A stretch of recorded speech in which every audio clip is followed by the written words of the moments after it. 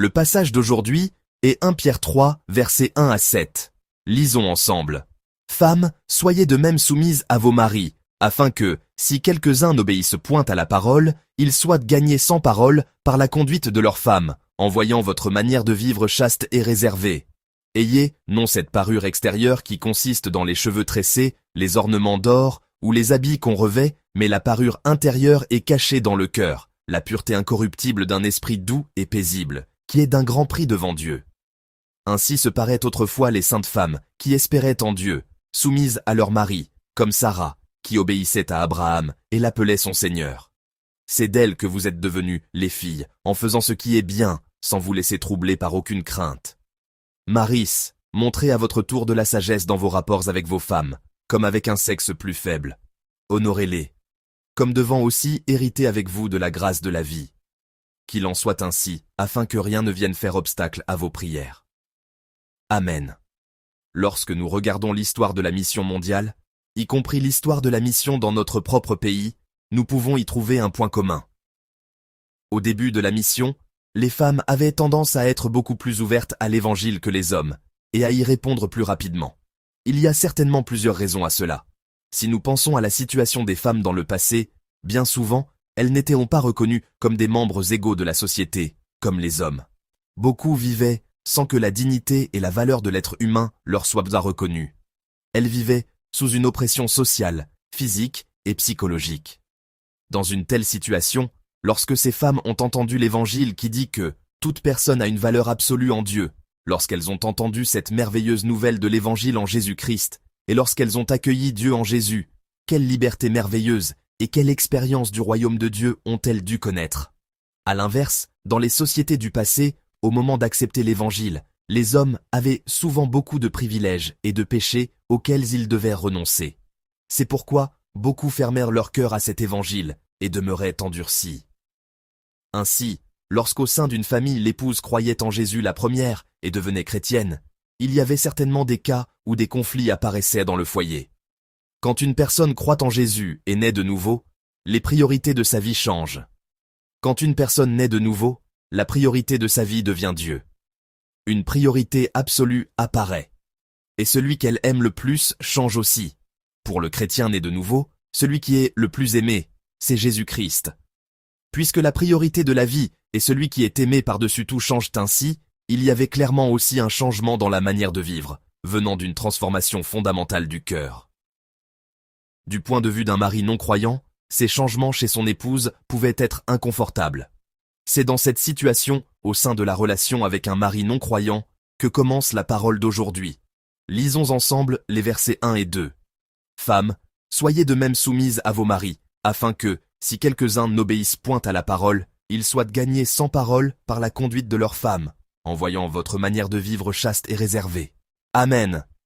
Ici, Pierre dit, « Soyez de même soumises à vos maris ». L'expression « de même » prolonge ce qu'il a dit auparavant en 1 Pierre chapitre 2, au sujet du respect envers l'autorité du gouvernement et du respect des serviteurs envers leurs maîtres. Autrement dit, les épouses doivent, pour le Seigneur, respecter leur mari, se soumettre à leur mari et accomplir la responsabilité qui leur a été confiée. De même que les chrétiens respectent l'autorité du pays pour le Seigneur, et de même que les chrétiens se soumettent à leur maître pour le Seigneur, les femmes, les épouses, doivent aussi respecter leur mari pour le Seigneur, se soumettre à eux et accomplir la responsabilité confiée. Pierre parle ici de ce principe. Le faire pour le Seigneur. Pourquoi? Parce que lorsque l'épouse, dans la relation du mariage, pense au Seigneur et donne son cœur et son dévouement pour le Seigneur, lorsqu'elle se souvient du Seigneur et s'efforce de vivre dans la sainteté et la piété, le mari non-croyant en vient à voir le Dieu vivant et Jésus-Christ à travers la vie et la conduite de son épouse. Nous devons nous souvenir de ceci. Quel genre de personne est un chrétien? Un chrétien est quelqu'un qui fait penser à Jésus. Autrement dit, Pierre nous dit dans la parole d'aujourd'hui que ce qui ouvre le cœur endurci d'un membre de la famille qui n'a pas reçu l'évangile, ce n'est pas la logique ni l'explication des paroles. C'est une vie pure qui se manifeste même sans parole, une vie qui porte le parfum de Jésus. Ensuite, Pierre donne des indications concrètes sur la manière dont nous devons vivre pour mener une vie pure qui porte le parfum de Jésus. Lisons ensemble les versets 3 et 4.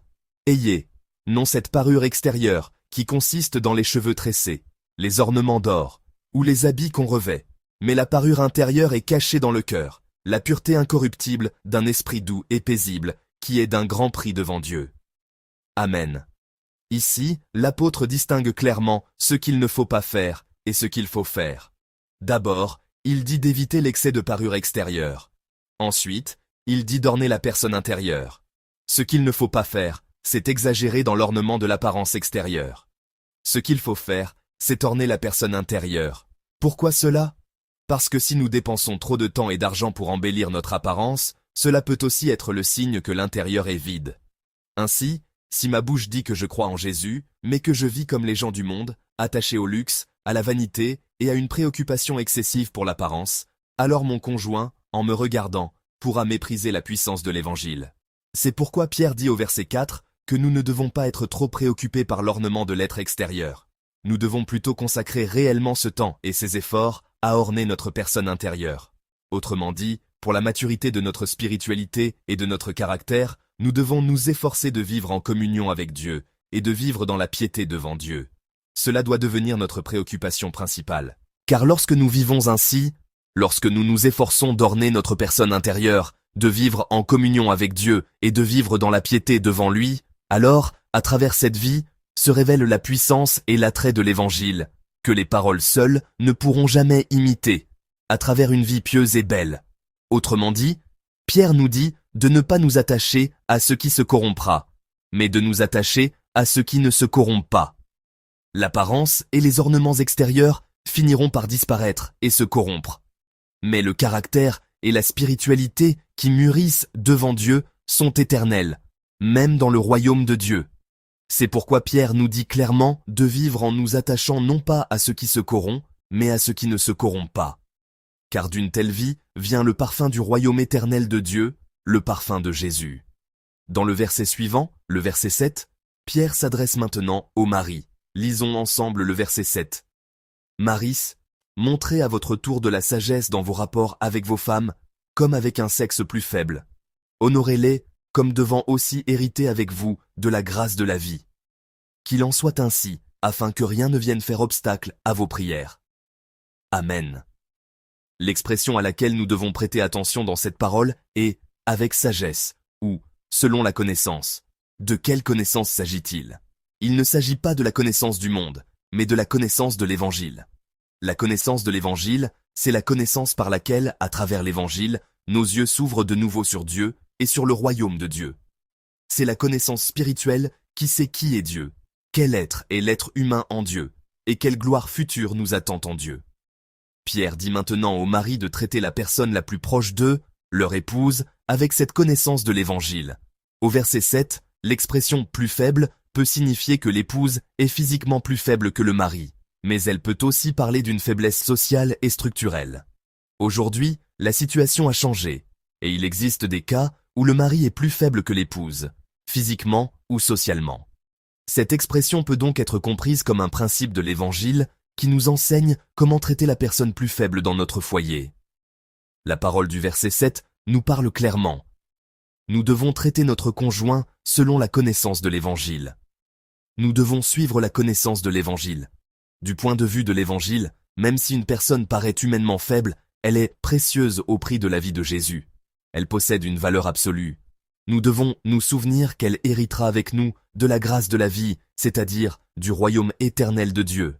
C'est pourquoi, s'il y a dans notre famille un vase plus fragile, nous, chrétiens, ne devons pas traiter cette personne avec légèreté parce qu'elle est fragile, ni simplement penser « Ah, c'est triste ».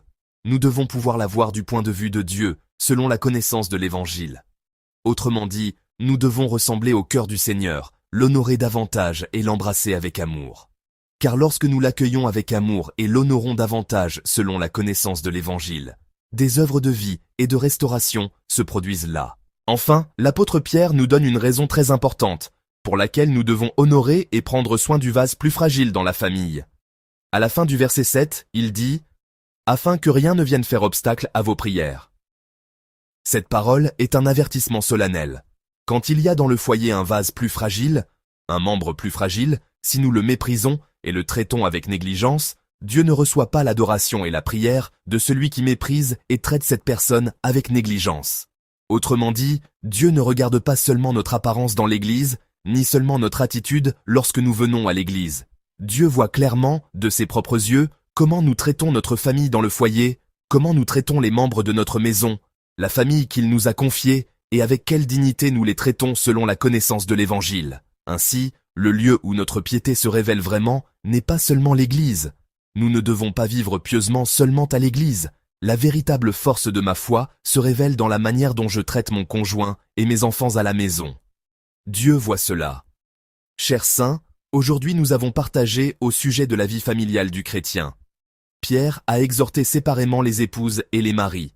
Mais si nous allons plus profondément, la vérité de l'Évangile qui traverse ces paroles ne sépare pas mari et épouse, homme et femme. Et même si tous les membres de la famille croient en Jésus, la parole d'aujourd'hui demeure valable pour nous. Ainsi, selon la parole d'aujourd'hui, je désire que nous aussi, surtout dans notre propre maison, nous vivions comme des chrétiens qui portent le parfum de Jésus. Aujourd'hui, ne nous concentrons pas sur l'ornement de notre être extérieur. Souvenons-nous plutôt que ce qui est le plus important, c'est notre personne intérieure, et que ce qui ne se corrompt pas, c'est notre personne intérieure. Que la grâce nous soit donnée de vivre cette journée précieusement, en donnant notre cœur et notre dévouement à orner notre personne intérieure, à vivre en communion avec Dieu et à vivre dans la sainteté et la piété devant lui. Ainsi, je vous bénis au nom de Jésus-Christ, afin qu'aujourd'hui nous puissions vivre comme des témoins de Jésus, non seulement en annonçant Jésus par nos lèvres, mais au-delà de cela, par notre vie pure, par une manière de vivre qui ressemble à Jésus, afin que notre vie parle et que notre vie parle de Jésus-Christ. Et aujourd'hui encore, je désire sincèrement que nous vivions vraiment comme des personnes sauvées en Jésus-Christ, selon la connaissance de l'Évangile, en ressemblant au cœur de notre Seigneur, en regardant chaque membre de notre famille un par un, en les accueillant avec amour et en les serrant dans l'amour de Jésus. Puissions-nous être véritablement remplis de l'amour du Seigneur, nous sacrifier et accueillir les autres avec l'amour du Seigneur. S'il y a parmi nous, dans notre famille, un vase plus fragile, que ce vase plus fragile fasse l'expérience, à travers nous, de la grâce et de l'amour de Dieu. Et qu'ainsi, dans notre foyer, la belle œuvre de Dieu qui réjouit le Seigneur, l'œuvre de vie et de restauration, puisse se produire aujourd'hui encore. Je vous bénis au nom de Jésus-Christ.